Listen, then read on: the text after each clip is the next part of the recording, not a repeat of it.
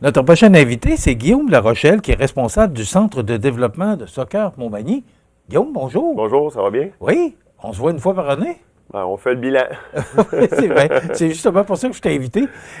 Guillaume, d'abord, ce qui a allumé ma lumière, c'est que vous avez rapporté un match récemment là, contre Victoriaville. Et ça m'a fait... bon, on n'a pas beaucoup de nouvelles, c'est surtout pas un reproche, hein, mais on n'a pas beaucoup d'informations par rapport à ce qui se passe avec le club, l'équipe masculine U9. Oui. Mais vous avez gagné contre Victoriaville 4-3. Et parle-moi un peu d'abord de la saison du club. Ben, en fait, pour revenir à Victoriaville, en fait, c'est un tournoi. Hein. C'est un tournoi qu'on participait. Fait que c'est une victoire, pas dans une saison régulière, c'est une victoire vraiment dans un tournoi. Puis c'est une première pour notre organisation là, au niveau du soccer à Montmagny, où on développe beaucoup les jeunes. Mais là, il y a un succès collectif qui arrive.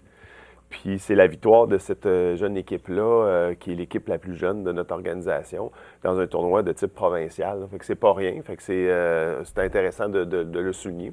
Mais pour revenir sur notre saison, bien, justement, je pense que c'est une belle conclusion qui est arrivée avec ce tournoi-là, parce on a terminé la semaine dernière nos activités. Nous, dans le fond, le centre de développement est ouvert du début mai jusqu'à la première de septembre. Ça a été une belle saison. C'est une continuité, hein? C'est notre 3e année. L'année prochaine, on atteint notre plein potentiel du nombre de jeunes. Parce que le centre de développement, c'est pour les jeunes de U9 à U12. Donc, à peu près des jeunes des 2015, 2016, 2016, 2015, 2013 et ça va jusqu'à 2014. On va dire les 4, là, c'est ça. Et en fait, l'année prochaine, on atteint notre plein potentiel parce que là, on va avoir des équipes dans les 4 catégories. Donc, cette année, ça a été une poursuite de ce développement-là. La grande nouveauté cette année, par notre popularité, on est obligé de faire une sélection des jeunes parce qu'on a beaucoup de jeunes qui veulent compétitionner, qui veulent venir chez nous et ça passe par le centre de développement. Et puis là, pour la première fois depuis 3 ans, on est obligé de faire des sélections. Fait que ça montre qu'il y a un engouement. Puis on cherche à répondre à cet engouement-là du mieux qu'on peut, mais à un moment donné, c'est du compétitif, on doit quand même faire une sélection. C'est 53 jeunes qu'on avait au centre de développement cette année, répartis dans 3 équipes compétitives, plus quelques jeunes qui s'entraînent chez nous, mais qui jouent dans des équipes féminines, exemple à Lévis, ou des équipes U12 qu'on n'avait pas encore cette année. Donc, on permet aux jeunes de Magny-Montois de s'entraîner chez nous, mais ils jouent avec leur équipe à Lévis. Donc, ça aussi, c'est un aspect important du centre de développement, en partenariat avec le club de soccer Lévis-Est, bien sûr. Bon, explique-moi, Guillaume, tu parles d'engouement. Est-ce que ça a rapport avec les jeunes qui jouent l'été sur les différents terrains? Est-ce qu'il y a un lien avec ça, les 53 jeunes dont tu parles? Oui. Est-ce que tous les jeunes, parce qu'il y a, oui, il y a un engouement, mais ça fait plusieurs années. Est-ce que cet engouement-là est dû, le hockey est moins populaire, le baseball est moins populaire. Qu'est-ce qui fait? Parce que c'est pas le club de soccer à Montréal qui fait qu'on... Non, par leur performance. mais souvent, les gens, je regarde le tennis, Ouais. en raison de Félix Auger, le tennis prend de l'ampleur parce que les jeunes ont Félix comme idole ou encore Mme Fernandez. Ouais. Mais le soccer, qu'est-ce qui fait qu'il y a un engouement comme ça? Il y a l'aspect international qui est important là-dedans. Les jeunes, on s'identifie beaucoup à des vedettes maintenant internationales. Juste l'arrivée de Lionel Messi en Amérique du Nord, même s'il est en fin de carrière, tout l'engouement que ça a amené, il y a beaucoup, beaucoup de jeunes qui portent son chandail dans les écoles. Ouais? On le voit, moi je le vois, j'ai un garçon de 10 ans, puis je veux dire, à l'école primaire, j'en vois plein des petits chandails de Lionel Messi. Puis c'est un exemple parmi tant d'autres parce qu'il y en a plein de vedettes comme ça.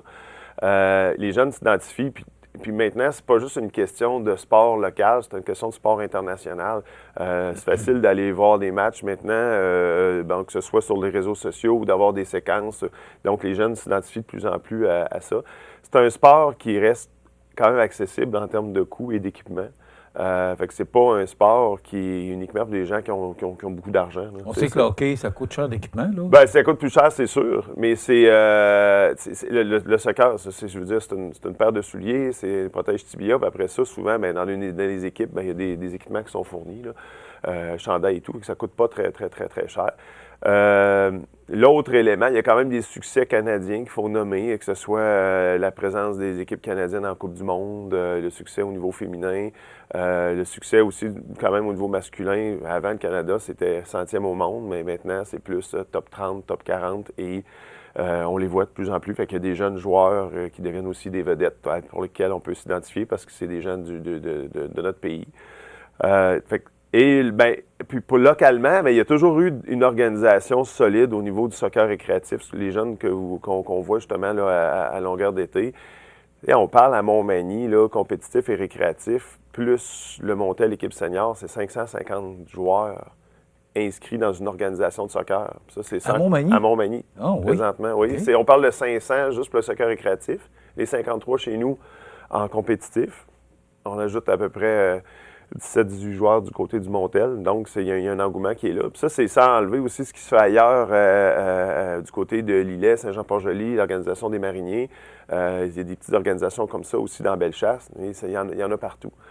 C'est un engouement qui est vraiment présent. Puis l'arrivée du centre de développement, c'est justement pour couvrir peut-être un angle mort qu'on n'avait pas, c'est-à-dire le compétitif pour les jeunes. Offrir à des jeunes qui ont le goût peut-être un peu plus de se développer, de faire partie d'une organisation pour faire des matchs là, un peu partout là, dans Québec et Chaudière-Appalaches. Là. Pour le centre de développement, est-ce qu'on va recruter justement des jeunes qu'on voit là? Est-ce que des fois, il y a des éclaireurs qui vont, vont jouer les jeunes pour peut-être les faire progresser? Oui, mais pas officiellement. Mais moi, je m'amuse un peu à le faire. Tu sais, je veux dire, ça reste Montmagny, une communauté où je connais beaucoup de monde. Puis, les gens savent que je suis impliqué aussi. Fait que, tu sais, oui, de temps en temps, je vais aller voir des matchs des tout-petits, puis je prends le temps de parler aux parents. Mais c'est sans aucune pression. C'est vraiment dire, est-ce qu'il y aurait le goût de faire ça, est-ce qu'il y a le goût d'aller un petit peu plus loin? Bien, on le fait, puis on l'offre. C'est comme ça les jeunes qui rentrent en U9, mais c'est souvent des jeunes qui ont fait 3-4 ans au soccer récréatif. C'est un peu la pépinière en même temps. Là. Tout le monde commence là, puis c'est important. Là. À cet âge-là, il faut s'amuser. Puis, fait qu'il y a des jeunes qui jouent à 4 ans, 5 ans, 6 ans. Puis là, vers 8 ans, là, il y a un choix qui peut s'offrir à eux. Là. C'est ça la différence avec ce qu'on n'avait pas avant. Là. Donc, je m'amuse des fois à faire un peu l'éclaireur. Oui. Guillaume, c'est quoi le travail de recrutement? Parce que c'est nouveau ce que vous faites. Là. C'est quoi? C'est la 3e année? C'est la 3e année, oui. Bon.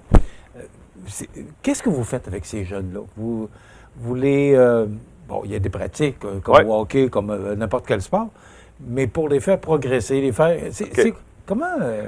c'est là que c'est l'essence même du centre de développement. C'est qu'au-delà des performances sportives, c'est un endroit où le jeune peut améliorer ses fondamentaux au niveau du soccer. Son contrôle de ballon, son jeu collectif, sa vision du jeu, la puissance de ses tirs, de ses passes. C'est toutes des choses qu'on va travailler avec le jeune. Puis ça, c'est avec une équipe d'éducateurs. Cette année, on a atteint, je trouve, quelque chose d'intéressant avec les éducateurs, c'est qu'on a impliqué des joueurs du Montel.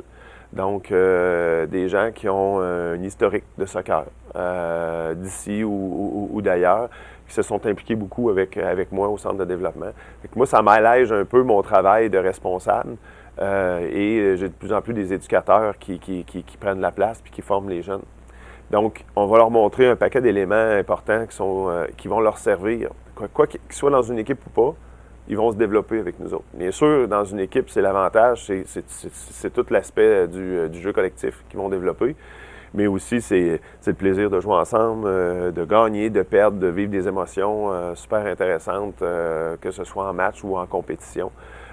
Puis on l'a vécu là, en fin de semaine, il y a 2 semaines, justement, à Victoriaville, avec le premier championnat gagné par une équipe de notre région. C'est une belle fierté, puis je trouve que ça montre tout ce qu'on fait, ça sert à quelque chose, ça nous amène à un succès collectif. Puis dans ce sens-là, c'est bravo à cette équipe-là, là, on est bien content de leur succès. Là. On sait qu'il y a des joueurs locaux qui ont performé au hockey et qui sont rendus dans la Ligue nationale de hockey. Est-ce que on peut penser au soccer qu'à un moment donné, ces jeunes-là pourraient... mais il n'y a pas de Ligue nationale de hockey ou de Ligue nationale de soccer. Est-ce qu'il y a du potentiel pour aller là? Parce qu'on a quand même plusieurs joueurs de Montmagny. Exact. Puis Si on regarde, dans le fond, la structure de l'ensemble des clubs, là, bon, la vingtaine ou trentaine de clubs au Québec ont tous, ou presque tous, une structure de centre de développement. Fait que ça, c'est Soccer Canada qui gère ça. Donc, le jeune de Montmagny a le même parcours qu'un jeune de Montréal, de Sherbrooke, de Québec. Je suis content d'entendre ça. Oui, exact, parce qu'avant, c'est quelque chose qu'on ne pouvait pas offrir localement, puis là, on l'a. Fait que c'est le même parcours, le jeune n'a pas, à cet âge-là, là, jusqu'en U12, n'a pas à s'expatrier de la région. Donc, il y a à peu près, dans le fond, le même service, les mêmes opportunités. C'est après, dans le fond, à partir du 13, que tout peut se développer aussi. C'est que, dans le fond, il y a différentes ligues qui arrivent là. Ligue de développement interrégional, une ligue provinciale. Mais en étant dans un club comme le Club Soccer Lévis, dans le fond, on a accès à ces ligues-là. On en a des joueurs qui jouent en fin de semaine. Il y a un match U13 féminin de la L10, c'est la Ligue de développement interrégional. C'est une ligue très large, là. C'est Québec, Saguenay-Lac-Saint-Jean, le bas du fleuve, c'est très gros comme ligue. Et on a une joueuse locale, Mathilde Godreau, une jeune de 12 ans qui joue en U13 avec l'équipe Lévis. Et ils vont venir jouer un match à Montmagny ce dimanche.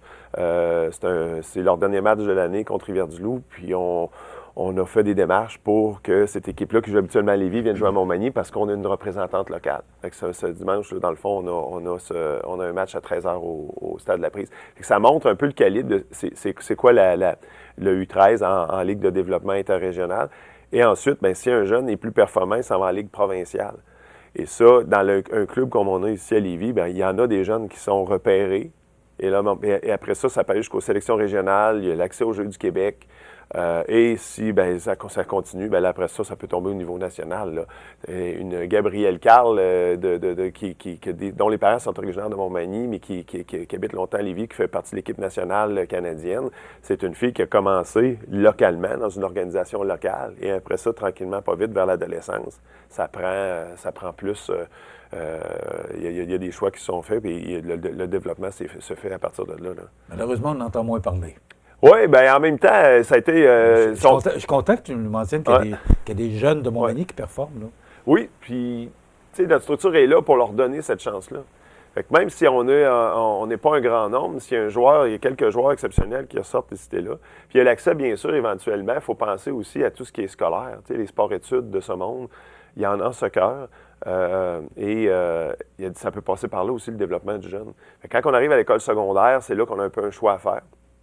Puis, nous, notre mission, c'est de les développer jusque-là. Puis ensuite, bien, si localement, il y a encore des joueurs qui veulent jouer U13, U14, comme moi, comme entraîneur, mon équipe, si elle veut continuer, je vais les accompagner jusqu'à senior. C'est le level. Là. Mais ça, c'est l'avenir qui nous le dira. Là. Le temps passe vite, Guillaume, mais je ne peux pas t'inviter sans parler du dôme. Oui. Le fameux dôme qui avait été annoncé et que là, malheureusement, ça retarde parce qu'on devait le faire au Stade de la Prise. Mais là, le Stade de la Prise ne peut pas accueillir une bâtisse comme ça. C'est trop lourd. En tout cas, faudrait. C'est très compliqué. Je ne veux pas rentrer dans les détails. On en est où avec ce projet-là? Parce qu'on a entendu parler qu'il pourrait être construit, mais ailleurs sur le terrain d'École Carzo. On est où avec ce dossier-là? Ouais. Moi, je ne suis pas au fait de toutes les démarches parce que c'est une démarche qui vient du Centre de services scolaires de la Côte-du-Sud. C'est un projet là, qui leur appartient. Cependant, nous, on est des utilisateurs très, très, très intéressés. Puis, en ce sens-là, déjà, je sais qu'il commence à y avoir des démarches d'évaluation avec les potentiels utilisateurs pour voir c'est quoi nos besoins. Ça, j'apprécie beaucoup cette démarche-là parce que c'est nous autres qui allons l'utiliser avec qu'est-ce qu'on a besoin, c'est quoi la grandeur, le type de gazon, ces choses-là. Bien, ça, c'est intéressant. Au même titre que le baseball, l'athlétisme, les sports scolaires, ça, c'est intéressant. Fait que, de ce que j'en sais, on a une étape où on implique là, tranquillement là, les utilisateurs. Fait que moi, je trouve que c'est bon signe, ça avance. En effet, ce qui est projeté, c'est du côté ouest de l'école et non sur le terrain La Prise actuel pour des défis techniques. À l'extrémité ouest du centre d'études collégiales, là, entre le centre d'études collégiales et le McDonald's. Oui, exact, dans ce coin-là. J'en sais pas plus, mais c'est sûr que pour nous, surtout nous au soccer, avoir une saison automnale, hivernale, ce serait génial. Je parlais de développement. Là, on est on n'est qu'en saison estivale, fait qu'on est limité. Le jeune, s'il veut continuer à performer, à s'améliorer, il y a des jeunes qui sont prêts à faire du soccer 10-12 mois par année, là. Puis on ne peut pas l'offrir. Présentement, s'ils veulent le faire, et les inscriptions se passent présentement, ils vont du côté de Lévis. Il y en a qui le font. Ils s'en vont jouer de ce côté-là, au Stade Onco à Lévis. Mais si, localement, on pouvait l'offrir, imaginez le développement, là. Est-ce que ça veut dire, Guillaume, en quelques secondes, parce que là, on a été obligé de se joindre à Lévis pour pouvoir développer ces jeunes-là. Ouais. Est-ce que ça veut dire que si on avait le Dôme, on pourrait s'organiser avec nos équipements, nos infrastructures localement, au lieu d'aller cogner à la porte de Lévis? Bien, en fait, c'est pas nécessairement parce que, tu sais, c'est pas juste d'avoir de l'équipement qui C'est fait le bassin? club. C'est le bassin, mais c'est aussi l'infrastructure administrative là, qui vient avec ça. Et, du côté de Lévis, il y a des gens avec de très hautes formations en soccer qui développent des plans techniques pour les jeunes. On n'a pas encore toute cette expertise-là. Puis ça demande beaucoup d'investissement à avoir un club local. Présentement, nous autres, c'est du bénévolat, là. Même chose pour le soccer mineur, éventuellement, mais si on veut une structure beaucoup plus grande, englober tout ça et offrir ça localement, c'est beaucoup d'investissement. Là. On n'est plus dans le bénévolat. Là. Ça prend des employés rendus là. On n'est pas encore rendu à cette étape-là. Ça revient toujours à ça. Exact. Oui, parce que, bon, c'est toujours le financement. Oui, puis on est bien servi. Et je comprends, mais ça finit toujours que c'est le financement qui... Ah, tout à fait. On est toujours tributaire du financement. C'est clair. Guillaume, c'est intéressant. Puis merci, bonne saison hivernale. Ah, ben là, oui, on va se reposer un peu, là, Ouais. mais en fait, on va reprendre ça rapidement au printemps. Et merci de ton implication. C'est important pour nos jeunes.